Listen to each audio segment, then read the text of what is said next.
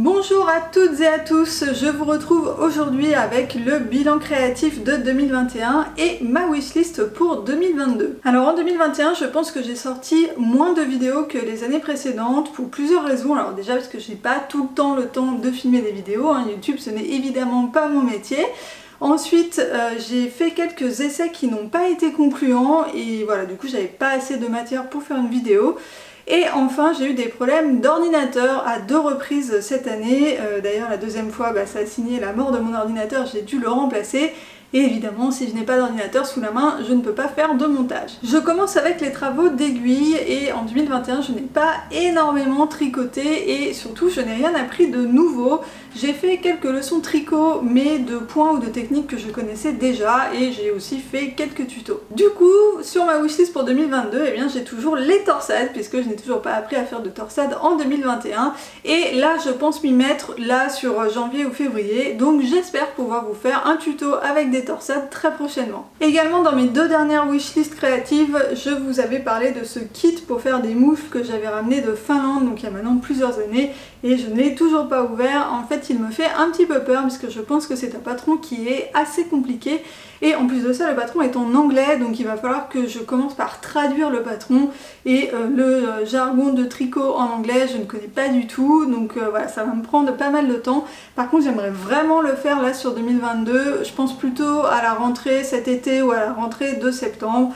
Donc voilà, il est toujours sur ma wishlist pour 2022. Également toujours sur ma wishlist, il y a les chaussettes, donc je n'en ai pas fait en 2021 et très honnêtement, je ne pense pas que j'en ferai en 2022. Ça aussi c'est quelque chose qui va prendre beaucoup de temps à apprivoiser et va falloir que je choisisse, ça va être soit les moufles, soit les chaussettes, mais je ne pense pas pouvoir mener 2 gros projets comme ça cette année. Pour cette année, je vous en ai déjà parlé sur YouTube, on m'a donné un stock de pelotes orphelines et j'ai déjà commencé à faire des tutos en novembre-décembre avec. Et là, je vais continuer sur janvier-février, je pense, je vais continuer à faire des tutos tricot pour utiliser ces pelotes. Ensuite, côté crochet, je vous avais présenté l'année dernière le kit de l'agneau Philibert, qui est un amigurumi commercialisé par Fil d'Art, qui a été fait en collaboration avec la blogueuse Tournicotte. Donc, j'ai fini un premier Philibert, mais que je n'ai plus, et là, je suis en train d'en faire un deuxième. Et j'ai également acheté le modèle pour faire Célestine, donc la petite sœur de l'agneau Philibert. C'est aussi un amigurumi agneau mais en un petit peu plus petit. Et j'ai aussi acheté des modèles pour faire des petits accessoires pour Philibert et Célestine. Toujours côté crochet, je vous avais parlé l'année dernière des livres de la blogueuse Socroche. Et là je les ai achetés en faisant mes cadeaux de Noël, je me suis fait à moi-même un petit cadeau de Noël. Donc j'ai pris Adorable Jungle pour faire des petites plantes, plutôt plantes grasses et cactus, et Adorable Animaux avec des petits amigurumi d'animaux. En 2021 j'avais donc démarré le crochet avec l'amigurumi de l'agneau Philibert et ça m'a beaucoup plu, ça m'a donné envie de faire d'autres choses. Donc j'espère que j'aurai le temps en 2022 de continuer à faire quelques petits amigurumi au crochet. Toujours dans les travaux d'aiguille, je vous avais parlé l'année dernière d'une broderie de la blogueuse Caro Tricotte, une encre marine avec des fleurs qui est trop belle. Donc je n'ai pas eu le temps de la faire en 2021, je la laisse sur ma wishlist. Je ne sais pas vraiment si j'aurai le temps de la faire en 2022, mais en tout cas elle reste sur ma wishlist car ce tableau d'encre marine est vraiment magnifique et j'aimerais beaucoup le réaliser un jour. Ensuite, pour terminer avec les travaux d'aiguille, en 2021 je n'ai pas utilisé mon tricotin mécanique, j'aimerais bien le ressortir en 2022, j'ai pas de projet déterminé pour l'instant, voilà, on verra, mais j'aimerais bien faire une petite création avec. Ensuite, côté bijoux fantaisie, je n'ai pu en faire que 2 en 2021, un bracelet brésilien qui était normalement la première étape pour un autre bijou mais que je n'ai pas eu le temps de finaliser, et ce collier en 3 parties avec des perles échies en coco que j'adore, je le porte très souvent, il est hyper facile à sortir avec des vêtements puisque c'est des couleurs assez neutres.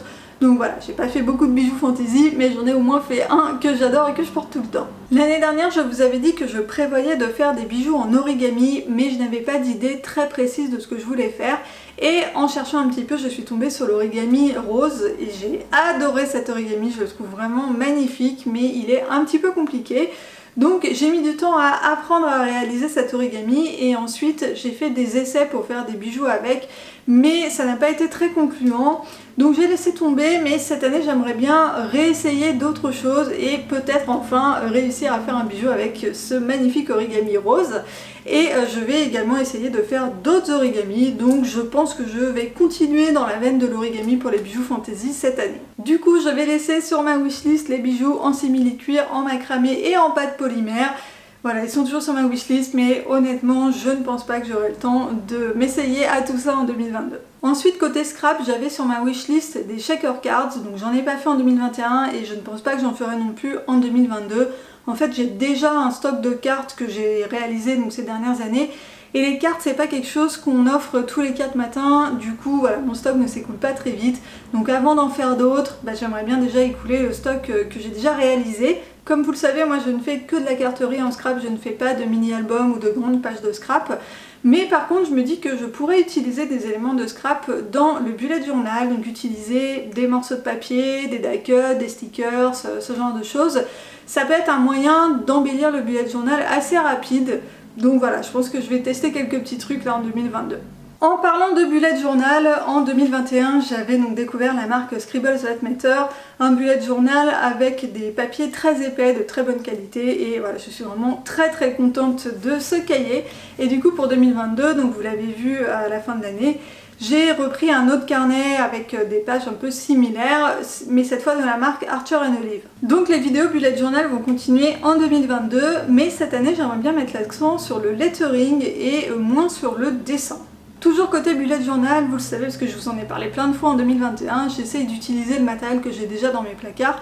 Et donc en 2021, j'ai essayé de me débarrasser d'un set de feutres Bic que j'avais dans mes tiroirs. Et là, il me reste 2 couleurs, donc le violet et le rose. Donc ça, j'espère qu'ils seront terminés d'ici 1 ou 2 mois.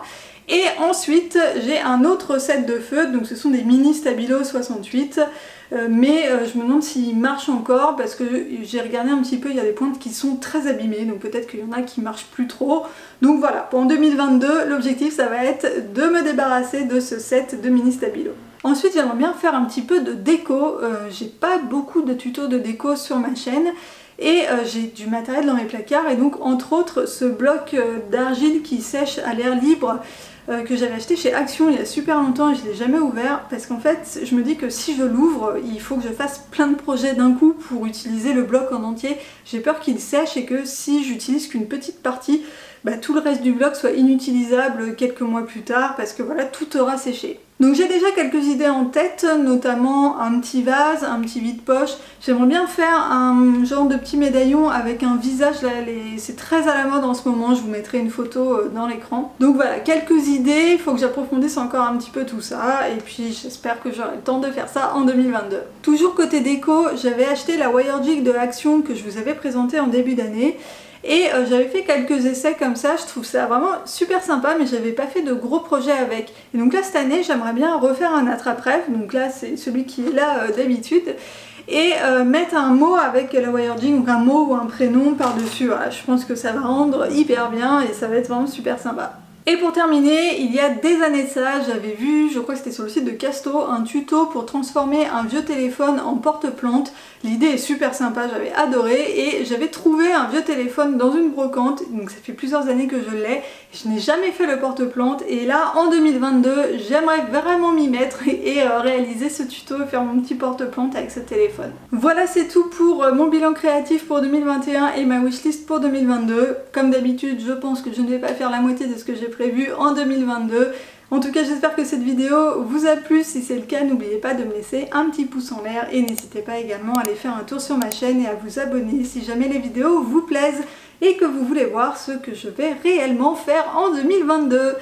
Laissez-moi aussi un commentaire pour me dire quelle est votre wishlist créative pour 2022 et s'il y a quelque chose qui vous intéresse en particulier dans tout ce que je vous ai listé, n'hésitez pas aussi à m'en faire part. Voilà, c'est tout pour moi pour aujourd'hui. Je vous retrouve très vite avec un tuto. Bye bye!